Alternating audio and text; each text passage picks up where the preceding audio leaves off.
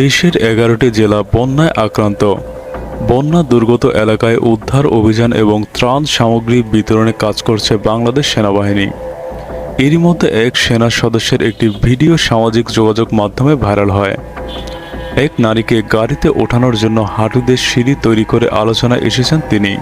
Viral ভিডিওতে দেখা গেছে সেনা সদস্যরা বন্যা দুর্গত কয়েকজনকে একটি ট্রাকে তুলছেন নিরাপদ স্থানে নেওয়ার জন্য, কিন্তু তাতে কয়েকজন নারী উঠতে পারছিলেন না।